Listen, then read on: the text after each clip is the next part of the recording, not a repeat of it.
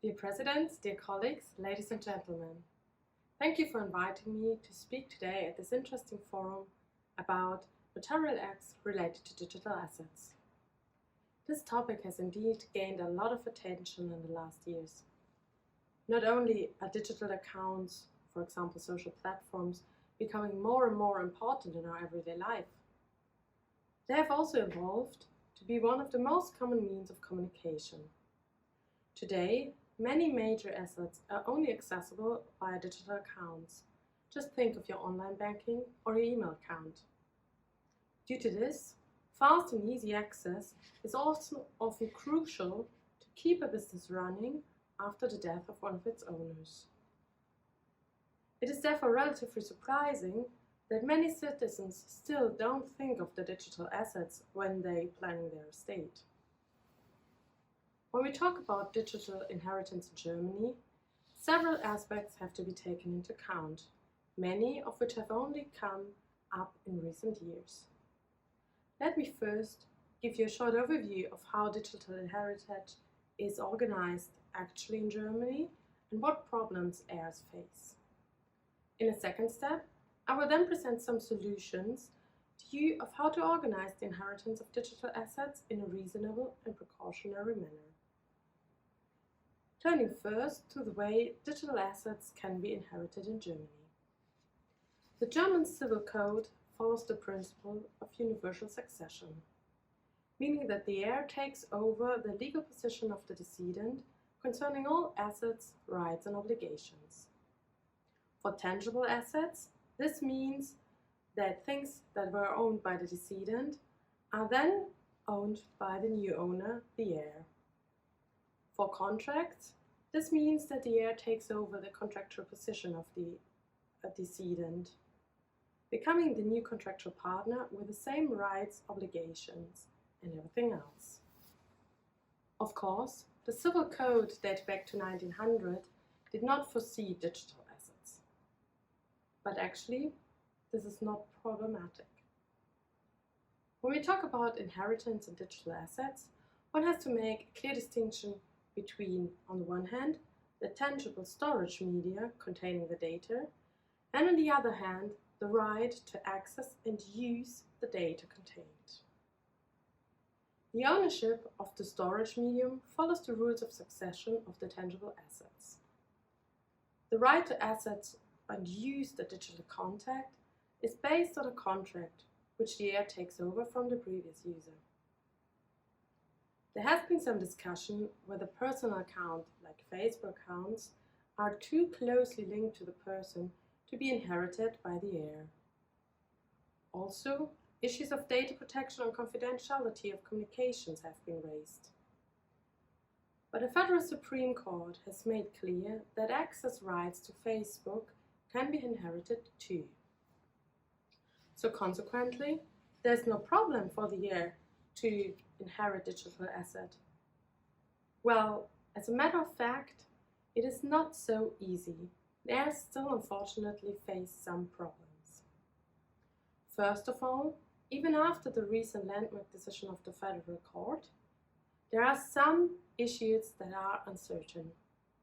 Because of this, in case of doubt, providers tend to rather deny access because they face potential liability. And even if they grant access, the heir must often undergo a lengthy and complicated procedure. And finally, there are many foreign providers who just don't care about the German court decision. So in reality, heirs often face difficulties when they want to access accounts. This can create severe problems. The heir cannot access business data, bills are not paid, and deadlines have been missed. It's therefore obvious that it is of utmost importance for business people as well as for private individuals to organize the access to digital accounts after their death. When planning your digital inheritance, there are two aspects that need to be taken into account. First, you have to decide who should be entitled to access to digital assets. In a second step, you should therefore make sure that these people are factually able to access the accounts. Deciding on who should inherit the asset is most commonly done via a will. It is advisable, in this case, to draw up your will before a notary, because in this way the notary can make sure that there are no ambiguities in the text and guarantee legal certainty for the parties. It is, of course, possible to give the digital assets to the heir who will inherit the rest of the estate. However, it might be a better idea to rather select someone with more experience in digital matters. This might be a legatee or an estate administrator. It is also possible to give them special orders as to how to handle the digital asset after one's death. For example, which data and which accounts should be deleted. It might also be wise to choose different people for business and for private content. In a second step, one should then make sure that heirs can actually directly access the assets. As explained before, heirs might often need too much time to access the accounts if they have to wait for providers to grant them access. There are several businesses on the market who offer to take care about digital inheritance. But unfortunately, data protection is often an issue here. The testator can also not be sure that the right people are granted access after they're gone. The service might also suddenly no longer become available, e.g. in case of insolvency. Therefore, it is better to use common means of estate planning. Obviously, no heir can access accounts if they do not know that they exist. Therefore, the first step is always to make a list of all accounts. It would then seem natural to also make a list of passwords and to leave them somewhere so that the heirs can use them. This is, however, not safe at all. It would also be possible to include the passwords in the will drawn up by the notary. While the content of the will is confidential before death, after death its content is made accessible to several parties, including the court and people entitled to a reserved portion. This is not very secure either.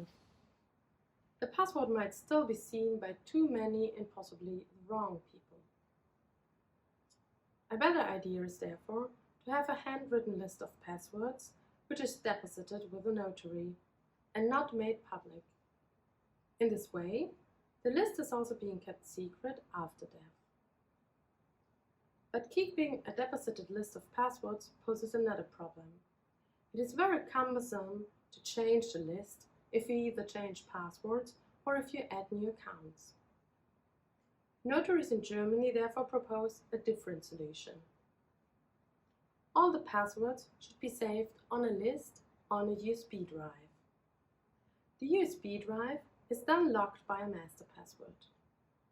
The USB drive remains with the citizen. The master password, as well as the information where the USB drive can be found, is contained in a handwritten document deposited with a notary. This solution has several advantages. First, it is possible to modify and adapt the contents of the USB drive without having to change the deposited master password. It is even possible to change the type of storage medium to upgrade it to the newest technology. The document containing the master password can be deposited with a notary, which is an extremely safe and long-lasting storage method. The notary, as well as their team, are bound by strict confidentiality, and even if the notary retires after several decades, the successor will continue to store and protect the document. Storing the master password with the notary is also quite cheap. The testator can give the notary precise instructions as to whom the notary should hand out a copy of the master password. The notary will also note down each copy handed out so that it is always clear who accessed the information.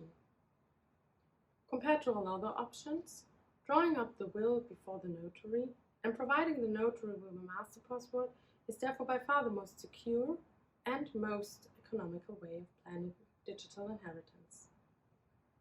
Given the great importance of digital assets, we are expecting an increasing awareness of this topic in the next years. I'm eager to see how this topic evolves. Thank you.